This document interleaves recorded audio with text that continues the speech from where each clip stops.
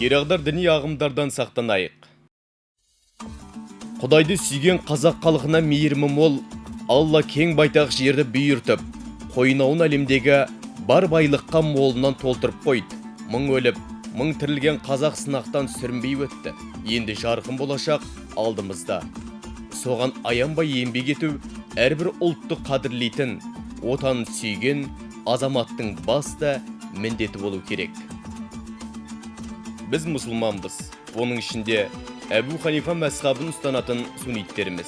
Бабаларымыз ұстанған бұл жол ұлттық салт дәстүрді, ата-ананы сыйлауға негізделген. Ендеше бүгінгі ұрпақта әлемдегі ең ізгі дін ислам дінін қадірлей отырып, ата дәстүрін ардақтаған абзал. Нұрсұлтан Әбішұлы Назарбаев. Ассаламу алейкум, құрметті көрермендер. Мұны өздеріңізге белгілі қазіргі әлеуметтік тапсырыс шеңберінде халыққа ақпарат беру мақсатында жұртшылықтың назарына салу үшін біз қазір қоғамда өздеріңізге белгілі болғандай қоғам міндеті болып жатқан керағар діни ұйымдар немесе діннің атын жамылған сектанттар, секталар жөніндегі біраз ақпараттарды қазір кеңінен насихаттауды жолға қойып отырмыз. Сол себептен де кейбіреулеріне ресми кешегі 2011 жылғы қабылданған діни қызмет және діни бірлестіктер ата заңымызда көрсетілгендей баптар бойынша жұмыстар әлі күнге дейін кейбіреулер немқұрайлы қарап, немесе кейбіреулері астыртын өздерінше исламның немесе басқа да христианның дәстүрлі емес бағыттарын біздің жастарымыздың немесе біздің қоғамымыздың санасына кіргізіп болып жатқан жағдайлар бар. Біз 8-9 ғасырдан бастап тарихшылардың айтуына қарағанда ислам құндылықтары мен мұсылман имандылық құндылықтарын өскен халықпыз. Сол себептен де біздің салт дәстүрлерімізде, біздің барша ғибадатымызда, біздің барша тән бойымызда қасиетіміздің барлықтары осы имандылықпен байланысты екен, оған ешкім дау келтіре алмайды. Бірақ та өкінішке орай осы мәселеге кейінгі кездері салғырттық қарап, жастар арасында кейбір мәселеде түсінбеушілік туғыздырып жүрген, немесе діннің ішіндегі кейбір аяттар бола ма, Құран аяттарын, немесе пайғамбарымыз хадистерінің өзін дұрыс деңгейде жеткізбестен халыққа бұрыс бағыт беріп жатқан діни ұйымдарда жоқ емес бар. Солардың біреуіне мен тоқталып кеткім келіп отыр.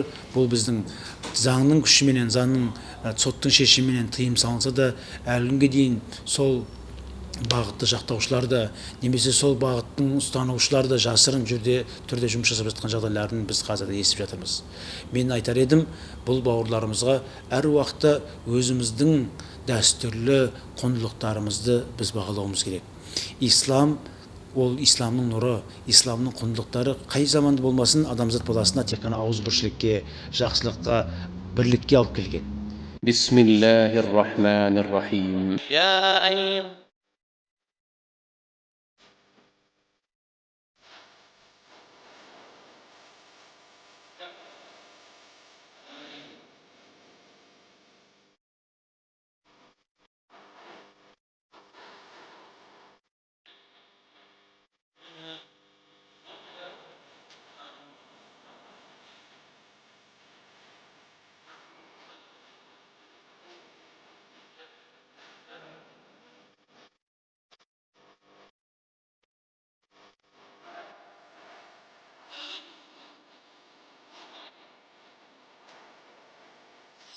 Құран-ы Кәрімде сол үшін де Алла Тағала «Уатаауану алал бирри ва тақуа».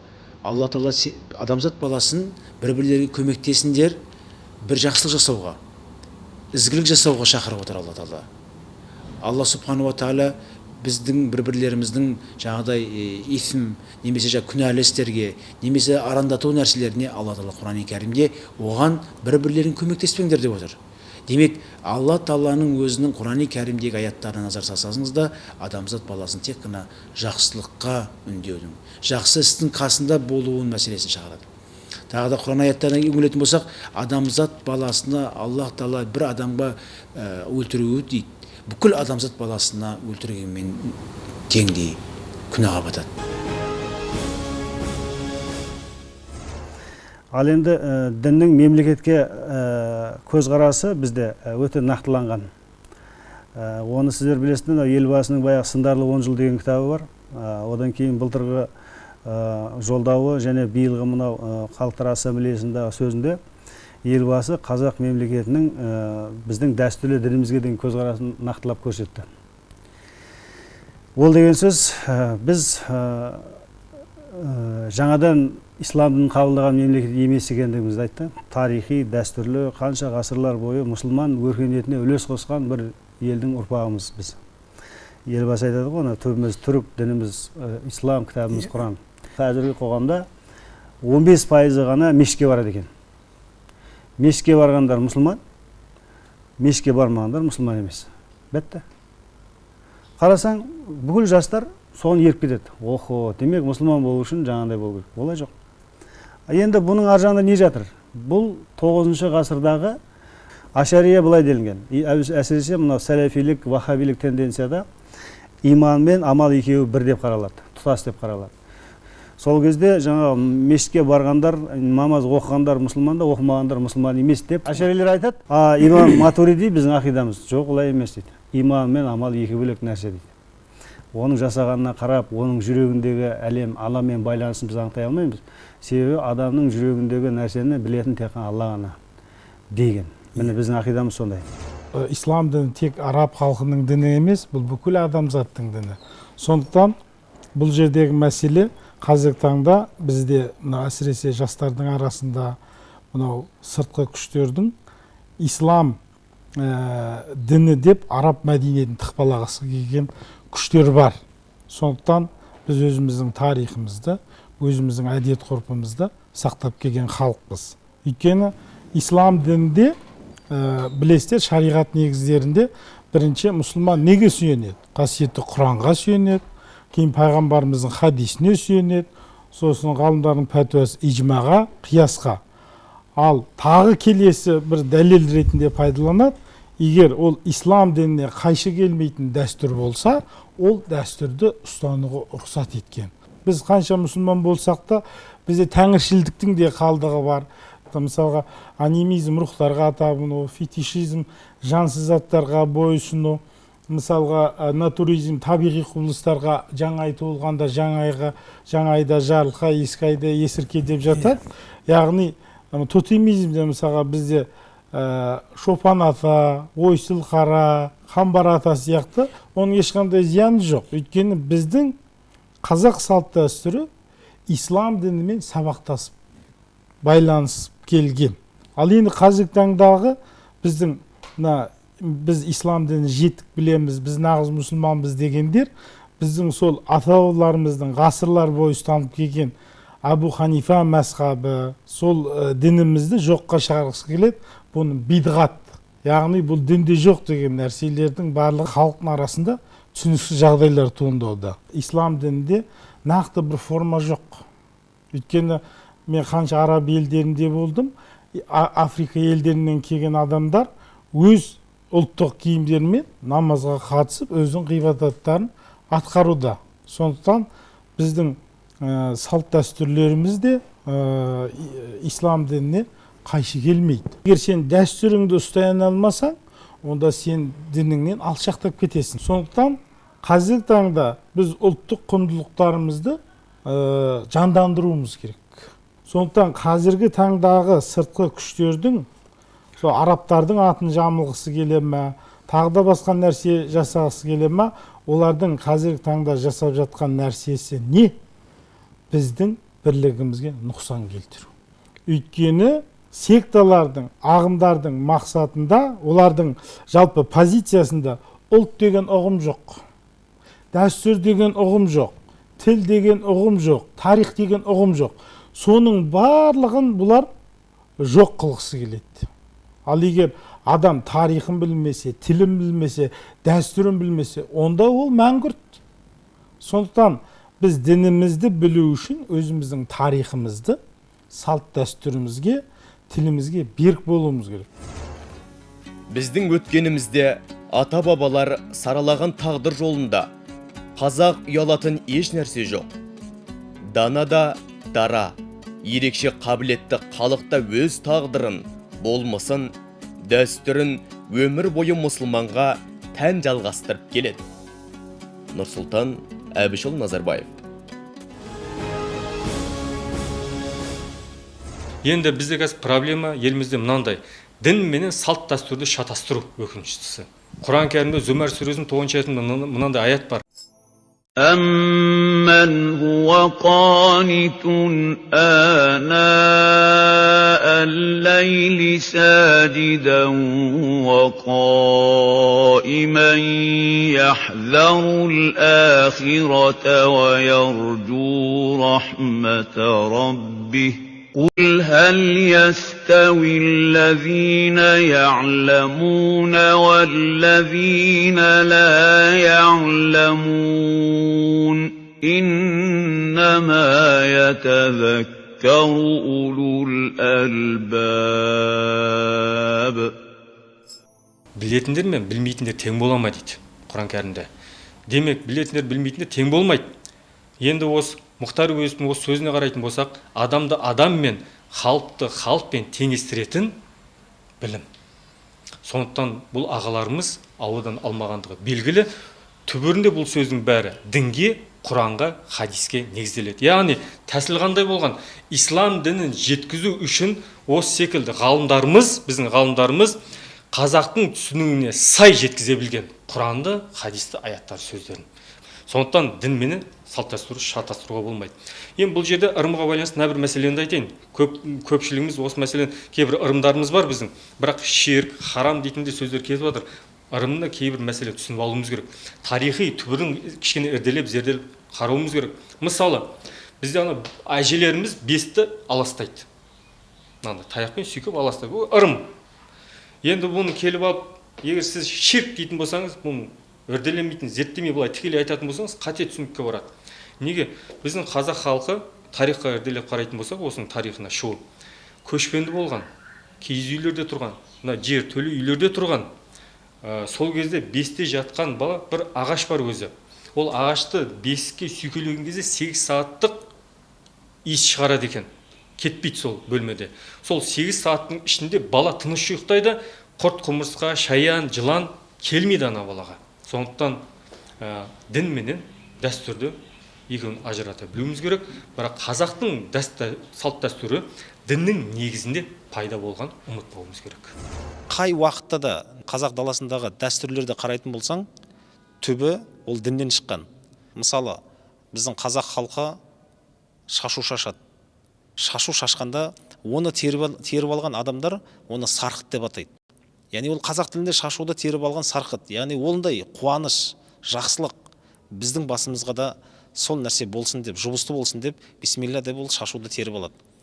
А шашуды теріп алғанда қазақ тілінде сарқыт десе, оны шариғат тілімен оны табарак деп атайды. Және тағы бір руаятта қазақ даласында өте қатты дамыған, қабірге жерлеп жатқан уақытта бір уыс топырақ алып, әрбір адам қабірдің басына барғандар бір уыс топырақты қабірдің ішінен төгеді. Яғни соны көбісі бұл ырым, немесе бұл дәстүр, немесе бұл коммунистерден қалған, біздің алдымызда қайтып келмеске кеткен кеңістік дәуірінен қалған бұл ырым деп қабылдады. Шындығында пайғамбарымыз саллаллаху алейхи уассаламның заманында бір сахаба дүниеден өтеді. Пайғамбарымыз саллаллаху алейхи уассалам ол сахабаны жерлейін деп жатқан уақытта қабірдің ішінен шыққан топырақты алып, бір уыс топырақты алып, 7 рет Қадыр сүресін оқып, ол топыраққа Қадыр сүресін оқып дем салып, қабірдің ішіне шашады. Сонда сахабалар сұрайды: "Я Расулуллах, онда қандай хайырлы іс бар?" деп сұрайды. Пайғамбарымыз саллаллаху алейхи уассалам не дейді?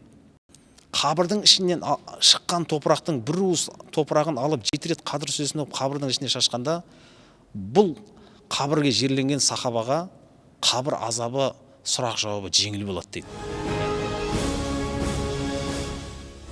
Исламның құндылықтарын біздің дәстүрімізден айқын байқауға болады. Мен осыған бір-екі мысал беріп өтейін. Бізде мысалға бір жиын той болғанда ағайындардың арасында мәслихат деген болады. Яғни кім не істейді, кімге қандай қызмет беріледі, ақылдасады өздерінің арасында. Ал бұл мәслихат деген арабтың сөзі. Міне бұл біздің қазақ топырағында қалыптасқан, яғни бұл дәстүрге айналып қалды бізде қазір. Мәслихат жасау деген. Мәслихат жасамаса, тойдың басы мәслихат жасаудан басталады. Одан кейін сүннетке отырғызу той бар. Сүннет той дейді бізде қазір. Ұлын сүннетке отырғызып сүннет той жасап отыр. Міне бұл да ислам дінінің бір белгісі, яғни дәстүрге айналып кеткен нұсқасы, түрі. Яғни кезінде 70 жыл кеңес өкіметінің қол астында болған кезде біз осы ислами құндылықтар дәстүр ретінде сақталып қалып келіп отыр. Сондықтан бұған бейжей қарауға болмайды дәстүрге. Бұның бізге кезінде оны ашық, ата-бабаларымыз ашық айтпаған кездерінде осы дәстүр арқылы ол елдің арасында өзінің құндылықтарын жоймай сақталып келді. Беташар бұл пайғамбарымыздың исламды алып келген кезінде пайғамбарымыз айтады: үйленіңдер, көбейіңдер, мен ақыретте үмметімнің көптігімен мақтанамын деп ұлағатты бір хадис тастап кеткен арқасында. Яғни үйленіп қана қоя салмайды, оны жария ету керек. Ал бізде ол қазақта жария беташар арқылы. Міне мынау елдің алдына ол қызды шығарып, бұдан бұлай бұл пәленшенің әйелі деген бір ақпаратты жариялай етіп отыр. Кейбір халықтың дәстүрлерінде мұндай неке қию деген жоқ. Ал бізде бұл неке қиып, арнайы адамдардың арасында, елдің арасына шығарып қиюының өзінде де біздің дәстүр болып қалыптастырып кетуінің негізінде дін жатыр. Келіннің үлкендерге сәлем салуы бұл ширк деп айту ол орынсыз болады. Себебі ол құрмет белгісі. Сондықтан құрмет белгісіндегі жасалған амал ол ширкке жатпайды. Яғни ол руку есебінде емес деген мағынада қабылданады. Сол сияқты біздердің ислам шариғатындағы болған, яғни қазақ даласындағы болған дәстүрлердің 90% шариғатқа қайшы емес деп қабылдау керек. Үлкен кісілерге иіліп тұрып сәлем салған келін ешқашан үлкен кісілерге бетіне қарап сөз қайтармайды. Сол сияқты жаңа салт дәстүріміз бізде өте көп. Бір үйде мысалға үлкен ақсақалдар бар, жастар бар, барлығы бірге отыратын болған ғой кезінде. Сол кезде жаңа үлкен қарияны құрметтеп, дәріптеу мақсатында үлкен басты сол үлкен қарияға келіп берген. Бұл біздің салт дәстүріміз бұрыннан келе жатқан. Жаңағы арабтарда мысалға түрегеп тұрып дастархандарын басып кете береді. Мысалға ол біз енді ең мұсылман Аллаға бір табан жақын деп өзімізше сөйтейміз. Ол кісілердің де көптеген салт дәстүрлері мысалға бізге жақпайтын салт дәстүр. Сондықтан да қазақтың ол өзінің бұрыннан келе жатқан салт дәстүрлер ата-бабалар әбден зерттеп сол жаңа ең керекті нәрселер алынған. Біз осы қазақтың бұрынғы салт дәстүрімен жүретініміз еш нәрседен жаңа ұтылмаймыз. Менің айтатыным сол.